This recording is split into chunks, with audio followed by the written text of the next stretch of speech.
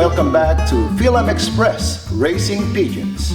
And we are here in Kingsbury, Texas with Mr. Lelton Morse, owner and loft manager of Texas Dash for Cash. Thank you so much, sir. Good to see you. For letting me visit you in your place. And it is a great opportunity because Mr. Lelton Morse is one of the, should I say, famous personality in the pigeon racing world here in the U.S. So how are you doing today, sir? Doing good, Romer. Doing really good. Glad to have you guys out today, really am. And you are preparing for this coming final race, right? Yes, sir. We're just currently getting started on road training right now. I think we've got our 10th toss today, so nice. Just getting started. Nice. But anyway, you know, my famous question is, how did you get involved in this type of sport or hobby? I was raised, just quick background, I was raised by my grandparents in Arizona. Okay. My grandfather was a Hall of Fame quarter horse trainer. Okay. On the racetrack I grew up, one of his owners was a racing pigeon man, Mr. Glenn Burnham in Phoenix, out of Mesa, Arizona. Nice. And Glenn Burnham brought me 13 a baker's dozen of blue bar pigeons back when I was just a kid. Okay. And got me started, and I've been involved ever since. I think I was about 9 or 10 years old. Okay. So what year is that? Like, you know, you were in Arizona? That would have been because I used to live in Arizona. 80, 79 or 80. I used to live in Arizona way back like 2016. Really? 16, 17, 18, something like that. Yeah. I grew up between Arizona and Texas, back and forth. My parents divorced and spent some time at both places, but mostly grew up in Arizona. But that would have been, I was born in 1969, so probably 79 or 80. So when you were young, growing up with your grandparents in Arizona, Mesa, I used to live in Phoenix. Okay. So just like, 45 minutes away. When you were growing up there, he has pigeons. Glenn Burnham had pigeons. My grandparents did not have pigeons, but one of their owners that my grandfather trained for had race pigeons and was very, very competitive. Most of the things I know today, I learned from Glenn Burnham. Okay. He taught me all my feeding strategies. He taught me my training strategies. Glenn Burnham was a phenomenal young bird man. And you were, how old were you? I spent a lot of years with him, so I met Glenn when I was probably 8, 9 years old. I was mentored by him until I was about 20, off and on till I was about 28, maybe 30. So can you imagine, way back when you were only 8 years old, you already exposed in this type of hobby? Yeah. So it's all about hobby. It's all about, you know, enjoying the sport, having that pigeon in your hand. Absolutely. So letting them fly and come back. Absolutely. I mean, like I said, he brought me 13 blue bar pigeons. They were all Muleman pigeons. Oh, nice. Back in the day, I didn't know anything about pedigrees. Mulemans are big pigeons, right? Yeah, they are. And I knew nothing, back then I knew nothing about it other than I was fascinated by the pigeons' ability to take them somewhere and come back. That's what captivated me. And then fortunately for me, Glenn Burnham coached me through my first year of training. Okay. The very first race I flew with a group called EAZ, Eastern Arizona Pigeon Club. Okay. I won my very first race, Nice. flying against some senior flyers that had been around a long time, the Matthews brothers and those guys out there, and had a really successful career racing pigeons out there as an adolescent child or kid growing up with them. And the old guys were really good to me. So you were a club member in Arizona? I was a club member in Arizona, yeah, EAZ club. How about here in... Yeah, here I've joined the New Braunfels Club. New Braunfels Club. Yeah, and I fly with the New Braunfels, and then we fly with San Antonio Limited. How long have you been member of NBC? Probably, I'm going to have to guess here a little bit because I don't remember, but I'd say 17, 18 years. So back in Arizona, how old when you joined the club? I think... because you were exposed when you were 8 years old. Yeah. Of course, you cannot join right away. Right. I didn't have anybody at home to sponsor or get me two things. I don't think I joined the club until I was probably 17. Okay. I think I was 17 before I joined the club. I flew with the guys. It was kind of a unique situation back in them days. They were a little different. They were kind of strict. They let me fly the first couple of years with them, and I wasn't a member. And they wouldn't really count my results or anything, but I was pretty competitive. Okay. So then as I got older and got my driver's license in my first car, Nice. I was able to drive to the clubhouse. I joined the club and flew with those guys. Nice. So, but your dad is not against it about the pigeon? No, my grandfather that raised me, was your grandfather is not all against. about the pigeons. I mean, he loved the pigeons. We lived in Arizona, central Arizona. We'd go to El Paso to run horses a lot. at Sunland Park, and we'd take the pigeons with us up there. Okay. It was about a 4.5, 5 hour drive, and so we thought that was a big deal. Like we'd take them in the trailer and we'd turn them loose when we'd get there. Do they still have that club until now? The club that I used to fly in, Easy. No, it's no longer. It's the Matthews brothers, Lauren Green. I'm trying to remember some of the old guys that were there. They've all pretty much passed away. I think Harold Matthews is still alive and he's still there. We still speak on the phone. Yeah. He's a really neat guy. A lot of pigeon knowledge. But the club has been gone for quite some years now. Okay. Yeah. So you moved here in Texas. You joined the NBC. I did. Mm-hmm. And how did you come up with the Texas Dash for Cash, like one Loft race? Sure. So we'll fast forward past all the club racing. I got to hear my son was growing up. I got out of the pigeon sport. I didn't want to put the sport in. I got out of the pigeon sport while my son was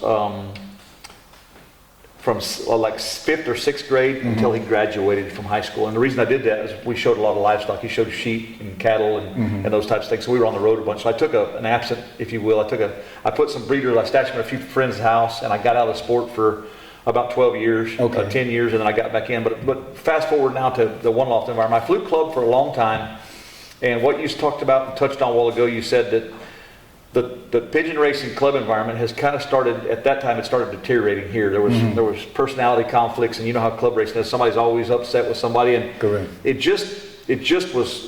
was starting to not be as fun. The participation was going down, and I love the pigeons. Is what I do. I mean, I retired early and sold my company so I could do pigeons full time and all those things. So anyway, to fast forward, I got to the Texas Dash for Cash One Loft race simply because I wanted to offer something to the pigeon flying people different than what I was seeing was being offered. And that I don't have anything against any other one off race in the country. There's a lot of great ones out there. I mean, there are some good ones. There are also quite a few that I didn't get any information from or hear from or didn't know anything about it. You couldn't get no information. I just wanted to do something a little bit different. So we started the Dash for Cash on the foundation of transparency and openness. We wanted people to see exactly what to do. So we do a little, several others are starting to do it and do that.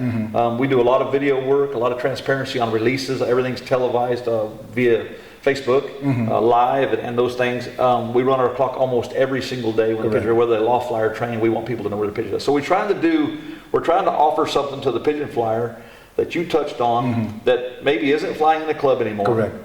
Too busy, maybe on some type of limited budget, because that's where the world is today. But they still want to fly pigeons, and we can do the work, we can do the training, we can do all the feeding, do all those things, and you can still enjoy the sport. So that's. But again, we are still promoting the club racing. Absolutely, even the backyard flying. Absolutely, absolutely. We help a lot of kids. We had a young man from Lockhart, Texas, come in last year. He's turned out to be a phenomenal young man, great family. Didn't know nothing about pigeons. They now have probably 50, 60 pigeons. They're breeding their own, and we've given them some pigeons, and we're here for that. I want to touch on something else, if you don't mind. Yeah, that go is ahead. The program you've started for the military veterans, first responders in this country. I'm not quick to make a reaction to anything. I like to take things in, chew on them a little bit before I speak about them. And I did a lot of watching. Because I didn't know you when I met you, and you were a very nice gentleman. You came to me, and we've had several conversations, me and you. What you're doing with your program for the military veterans and first responders is absolutely very awesome. It's one of the coolest things I've seen, and I want to just tell you that we appreciate people like me that are in the sport and have been for a long time. Appreciate what you're doing, and it's a very valuable thing that you're doing for the people. And so any way that the Dash for Cash can help, we want to help. I mean, the one pigeon is a token of stuff to start with, but there's many more to come, and all you got to do is let us know. Well, since Mr. Lelton mentioned about the RPMV project, Racing Pigeons for Military Veterans. Actually, it's not only for racing. We are expanding because there are some veterans who doesn't have time to even send birds or whatnot, or even that doesn't have a budget. So we have a coordinator for fancy birds. We have fancy pigeons also that we give to our military veterans, because the bottom line is it is an emotional support leisure. So going back also, you mentioned that you flew in Arizona for a couple of years before you moved here in Texas, correct? And then you joined the NBC. NBC is a New Braunfels club. Correct. And what is the baseline or stock bird that you have as your breeder? That's what you use for families of pigeons? families of Okay. pigeons. We were kind of the, probably like everybody else. I don't want to say Heinz 57, but for lack of a better word, we had several different families that we worked with over the years. The Muleman family was very near and dear to my heart because I started with Mulemans as a kid. Glenn Burnham gave me those. So I've held the Muleman family that I've got in the early 80s. I've held them all these years. And we did try to fly them in the club environment. They're hard to beat. Muleman. I believe they are for long distance, right? They are. They're kind of known for being a tougher pigeon that can take some weather and some hardship, if you will. But as we gravitated towards a more competitive set of people, and I say that when we came to Texas, Arizona group was probably really competitive. I was kind of ahead of my time because I had a really good teacher that was making the moves for me via telephone, telling me how to train, what to feed and when. So I was very competitive there. But when we came here and kind of had to do a standalone thing, we found out that with some of the stuff that's going on in today's environment, birds have gotten faster. Races have gotten faster. Pigeons have gotten smarter, I think. True. And so we've added to and spiced up the pool that we use. But I'll be real quick for you. Bandana Bealie. Hubin is probably my main staple of my loft. If you look back at the old Hubins that I've got, and you've done some videos with Vern Clausen, very good friend of mine. I'm about to say that. Vern is a very top-notch individual, a great pigeon expert breeder. I've spent many hours with Vern. And, that's why there's a new name of that Hubin. It's Hubern. Exactly, a Hubern, exactly.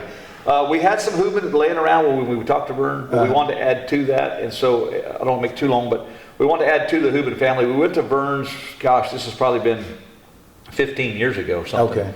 And we added the old 410 King David Hubins into our family that we had, the Okie stuff, and it is very, very competitive. The thing I like about the Hubins that we've acquired and that we've built here, we call them the Dash Hubins because it's Texas Dash for Cash. They're pigeons that we've been breeding now for quite a while. We weeded through a lot of them. We've bred the best to the best performers back to the best performers.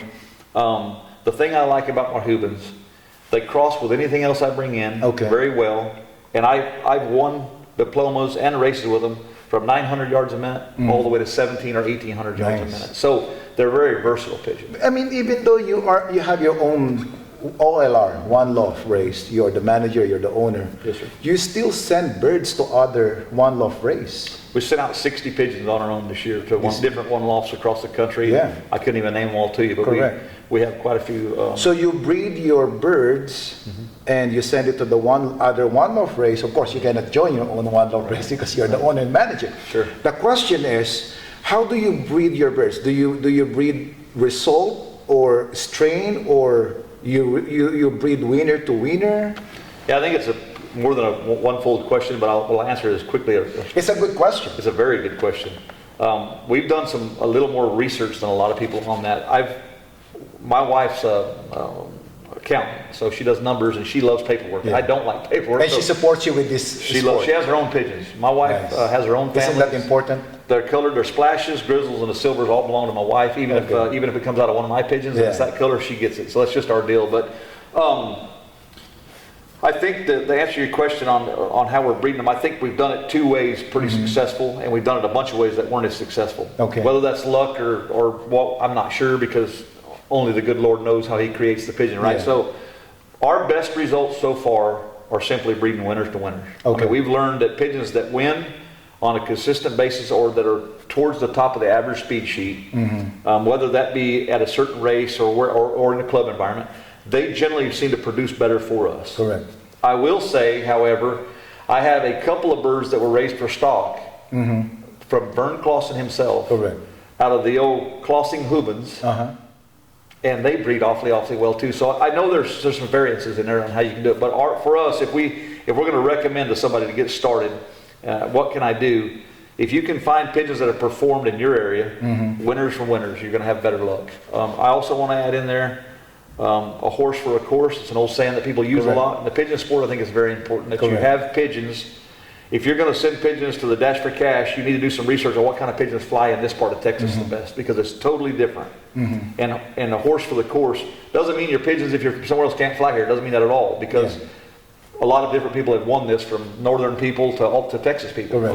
But I think people can help young people getting started that are from their local area better than somebody out of town can help them. So of course you have your breeders here, right? That you use to send young birds to the One Love race, and maybe you can give us an opportunity to show some of your breeders. What are the qualities, physical qualities that you look to the bird? Of course, it's not just the strain alone, right? You also look, okay, this is the breeders. What are the wings, eyes, body type, sure, or whatnot, swaddle or whatnot. So maybe you can give us a short knowledge about it, especially with our viewers who are new to this sport. So by the way, may I ask where that name Texas Dash for Cash came from? So growing up in a racehorse family, again, my grandfather was a Hall of Fame, Arizona Quarter Horse Hall of Fame racehorse trainer. Everybody knows it's been around racehorses much that, one of the all-time most famous quarter horse stallions or studs was Dash for Cash himself. Yes, so I've always been influenced by the racehorses. So Dash for Cash was always, back in the 70s, was the best one there was. So the name's always been very prevalent in my mind, and we've had a lot of horses of our own that went back to Dash for Cash genetics. So Dash for Cash was important to me, and he was a great stallion. So we live in Texas now. I was born in Arizona in 1969 in Douglas, Arizona, a border town. So when we came here, we put the race together after I sold my company and retired. We just thought that Texas, we wanted to talk about Texas and represent Texas because that's where we're at. And then Dash for Cash is a really famous animal athlete. So I put them together and just said Texas Dash for Cash. That's nice because lots of people doesn't know that. So it basically stems back to a racehorse, if you want to, with the state of Texas. Because that's where you influence you also. Absolutely. When you were growing up with your grandparents. Everything I learned about racing pigeons, I learned from feeding and training racehorses or from somebody that had racehorses. Me and Glenn Burnham, my grandfather. And hopefully for the final race we can be here. Absolutely. And that would be, what is your approximate date of that? Well, we're behind the 8 ball, so you'll know Texas had the hottest summer in history, in all of history of data. So the heat has just been terrible.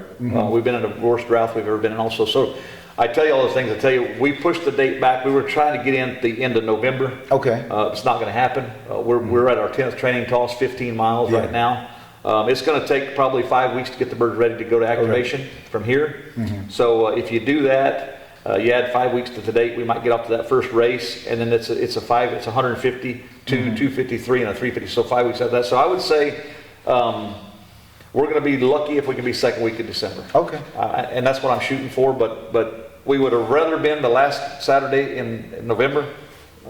But just being realistic with you, it's not going to happen. I can't get the bird ready that quick. Next year, that's going to be another story. Next year, and lots of people are going to be waiting for that good story. I will say one thing. I'm just going to put this out there. Of course. There's news coming out again. We had a big news flash this year. We changed to a high roller format. And me and you can talk privately, but there's some things coming and some announcements we're going to make, and I'd like to do part of the announcement with your affiliation. We're not going to really announce what we talked about. It's just that there's a glimpse about it and a news about it. Absolutely. And lots of fanciers out there in the nation. Absolutely. There's something that they could wait about it and expect. And especially we're going to show where we are being interviewed. I mean, where we are interviewing Lelton Morse. We're going to show this, and he's going to explain the structure and everything. You are, when we came here, I saw some feeds. I saw some Primalax. So what is the story about the feed? This what is this? Lizzie May pigeon feed. Sure. I'll be real quick. We struggled in this area to get a good quality feed. I've looked for years. I mean, you go to Lock Hill. You got to go to a lot of places, drive a long ways. And so I heard the voice of the pigeon people. I really did. And they said, what I was hearing from the people in this area was, we just can't get any quality feed. The feed we get is full of maize, and it doesn't have much other stuff in it. It's really expensive. What can we do? So what I did was I searched out, I used to carry another feed brand. Not going to mention the name because it's not important. It's a great feed. It's a good product. But the price was just outrageous. I mean, they just priced themselves out of business. And then with the freight on top of it, the people couldn't keep up. We have enough pigeons here between our personal pigeons and the race pigeons that we buy a little more feed than most people. So what we decided to do, not only for the Dash for Cash, but for all the people in this area. We have people that drive in from Houston, San Antonio, Austin right now. That's kind of the predominant areas, and then New Braunfels and around here. But we brought in Lizzie May, Okay. and we're solely committed to Lizzie May. We don't carry any other feed. We're strictly Lizzie May dealership here. Anything Lizzie May makes, I can get. I get a truck through here once a week. I can order it on Thursday or Friday, and the following Wednesday I get it. So it's that quick a service here. We personally, right now, we're only carrying 4 different types of feeds because we narrowed down. We brought So in what are 7. the 4s that you have? So we have a kind of the lower maintenance type feed, if you want to, it's called the Value 11 with popcorn. We carry it. So 11%? It's actually a 10%, but they call it 11%. So I you look at it, it says Value 11, but then when you read the analysis, it says 10% protein. 10% protein. So I'm not sure what the 11 is, but that's their label. Are those So like 10% consumable? Yes, I think so. I think so. We brought in the Hoosier mix. A lot of people had asked about that. Jim and Kelly wore it at the Hoosier Classic, and I'll be real quick. I'm going to plug it for them because I've got a lot of respect for people that run that type of race. That's a big old tough race, as everybody well knows. $1,200,000 guaranteed payout. So they have their own feed. A lot of guys here wanted to try it, and they like it. We brought it in, so we continue to carry the Hoosier mix, which is 14%. Yes, sir. Yes, sir. And this is an all-around feed. This feed probably has, I'm going to guess 20 or more different grains in it. It's a very, So I can use this as my maintenance. You can use it for all year long. You can use it for everything, actually. You can feed it to your breeders if you want to. I found that out. You could raise babies on it that do high quality. And you could also, if you want to, which a lot of people around here do, they're racing with it. Nice. Because the protein levels enough. You can add just a little bit of stuff to it or take away from it and do whatever you want to with it. And this Our main staple for the Dash for Cash is the Ganis Mona Lisa Race Mix. Okay. We feed it. That's what your pigeons are getting. If you have a pigeon here today that says race, this is what he gets every day. Oh, nice. Twice a day we feed Which it. is 16%. It is. We jazz that up or down, and we're jazzing it down right now. So, we're feeding it about, what's the things that we add, we're jazzing it down to about 14%. But this is your main staple feed. We're like everybody else. There's other things, other specialty grains that we add. And what is the 4th one that you mentioned? Because you have 4. Yes, right? sir. The other one is the POF, Sport Utility. Very expensive, a really, really neat feed, small grains, got some mung beans in it. Okay. It was developed by a gentleman out of Florida. Okay. And the POF stands for Power of Faith, and it's a feed that I had to get him to release it to me so we can carry it here. We have so it's not Dissiming? It is Dissiming. It is still just on the tag it says POF. Oh, okay. It stands for Power of Faith, and it's a really neat looking feed. Okay. Totally different than anything you probably fed. It's more of a candy type feed. Okay. It's very small grains. Pigeons love it.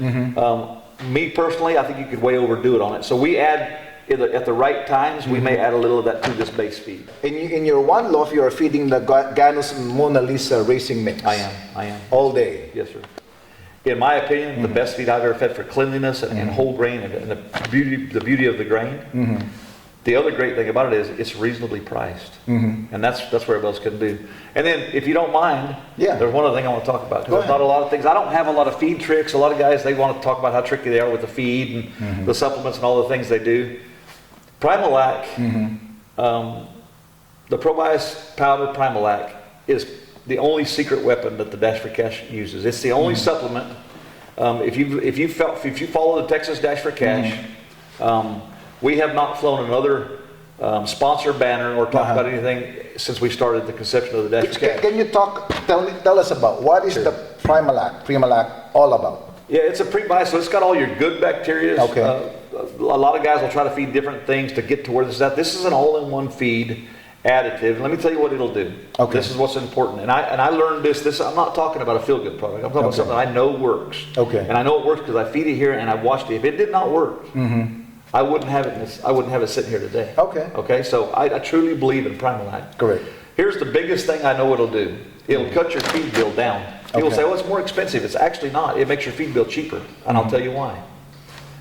Your feed conversion, when your pigeons have Primalac available on the feed or in the water or both, when they eat feed, they convert the feed. They utilize this feed much better when you have Primalac with it. They break it down better. Their body uses it, and it's more available to them. It makes the grain more available for them to use. There's not as much waste and byproduct. When you scrape your loft, if you're not feeding Primalac and you have to feed a little more feed, what's that converts to what? Extra waste. Correct. More stuff to clean up, right? So Primalac cuts my feed bill down. It makes the conversion rates of my feed better. I can feed less feed, get more out of the pigeon. Okay? And then above all that, that's great. anything that stresses your purge, that can onset your coccidias, your E. coli, and all that, this takes care of all that. This keeps the stress factors down. It keeps the gut health perfect. Your droppings, little marbles, they're beautiful. You go in there in the morning, there's like 8 or 10 little marbles with a couple of pieces of down feather on it, and that's it. There's no mess on the floor. It's never wet in there. It's never slick. That's all due to Primalac. Correct. So it is, but it isn't a plug. But the fact of the matter is when we talked about this and we wanted to display what we use, this is what I use. I use Lizzie May feed. Correct. And I use Primalac Probios, and that's all I use. Well, the good thing about this, like, you know, you have Lizzie May available for the flyers around the area. I remember when I interviewed Ed Minville, of course, everybody knows Ed Minville. Seagulls. You know what he mentioned is that fanciers likes choices. Sure. We would like to have lots of choices. Sure. You know, this is one of the choices. Primalac is one of the choices. Absolutely. What's best for you might not be best for me. What's best for me not might best for you. Sure. You know, but we can meet in the middle. Sure. You know, and this, you know, I would say that I can try it, and some of the flyers near the area. And again, Lelton Morse. I mean, for me personally, because I've been buying somewhere else. Sure, that's fine. The feeds, and I would try this because of the lower price. Sure. And you guarantee that It's a better feed, I guarantee it's it. fresh. Oh, yeah. And you have an open bag that we can show later, right? Absolutely. Okay. We'll open one of these when you're ready. Matter of fact, we'll open it right now. That's just the kind of guy I am. So let's just open it up. And Okay. I'll feed it tomorrow anyway. There you go. And And this feed is delivered weekly here. Feature good. You can put it on the floor. this is the.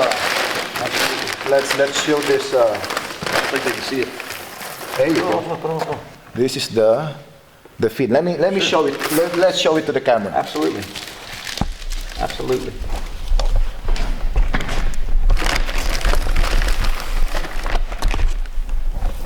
Here you go. So that is the Ganus Race mix. race mix. Ganus Mona Lisa race mix. Ganus race. Now we also have a Ganus Mona Lisa breeder mix for the breeding pigeons. It's a lot hotter than this feed. Got a lot more fat in it. We do have that available during breeding season also. Again, Romer, something that I want to say. Anything that you want from Lizzie May, I can get it here on a weekly basis. So if you come here and you say, hey, I would like something different than what I have, it's not a problem getting it here. I just wanted to throw that in there. So are they gonna? Can they also make maybe a Texas dashboard cash mix? Absolutely. You can make any custom mix. They can make the Romer homing pigeon mix. If you wanted to call them and tell them what you want, tell them the ingredients you want, they'll make it and then they'll price it to you. And then as long as you order, if you order a custom feed, you have to order a ton at a time. Look at this. The grain. I don't see any powder. No, there's no dust. No. What do you Nothing. call that? No bugs. No. No, I wouldn't have it here if there was bugs in it. No, sir. No, it's clean feed.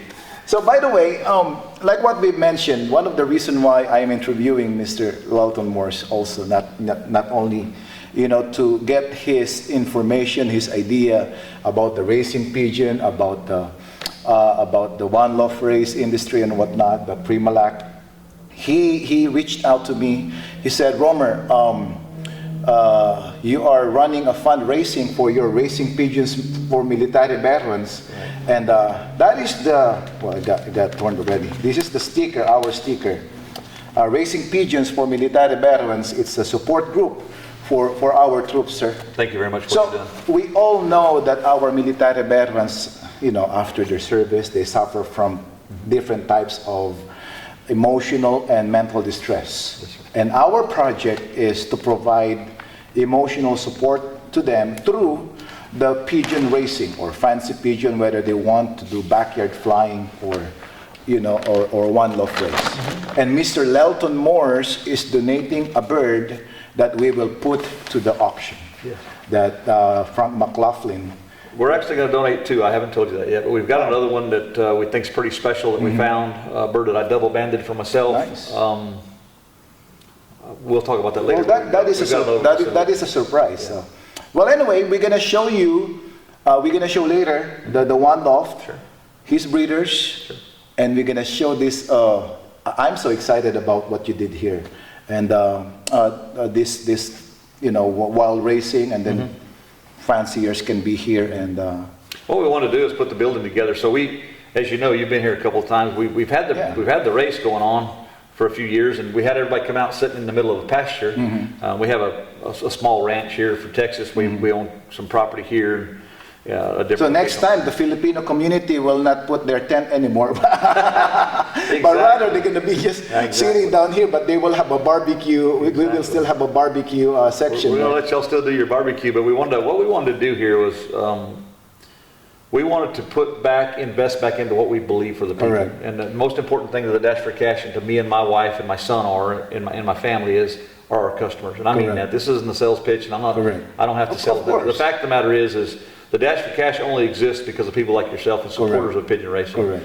So we wanted to invest back into it so that people would have a nice place to come out. If somebody wants to come, like Mr. Vern, who's in his 80s, if there's a little weather going on, you can come inside. We're fully air conditioned and heated in here. We have fully functional restrooms. Correct. We have a 20-foot long bar here. Correct. We'll have food here. You can sit inside. We have 110 foot of porches around the building, so you can get out on the porches. If you want to be outside, you can sit there. The roll-up doors. And so we wanted to build a facility. We built this facility just for the pigeon race. Correct. We don't have any plans of having people that are you going to do an Airbnb or lease for weddings? No, we're not. We built this for the pigeon racers. Okay. We do put our feet in here in the off season because it's air conditioned and you can keep it fresh. But this is for the pigeon fanciers that come to this race, that participate in Dash for Cash, and or that just come out to have a good time with us during our race. That's nice. So Mr. Lelton Morse will walk us through to this new facility and also outside the facility of the One Loft and also the breeding program. I want to add one thing. On the Primal app, okay, I'm a distributor for them as well. You don't have to get it. You can call me and get it or buy it here. I've just put it up, but I just want to put that out there. So if you come and get Lizzie Maybe here and you want Primal, I've got it available. There you go. Okay. One-stop shop. Yeah, one-stop shop. Okay, we'll be back and we'll show the building, the new building, and also the other stuff that Lelton can show us. Very good. Okay.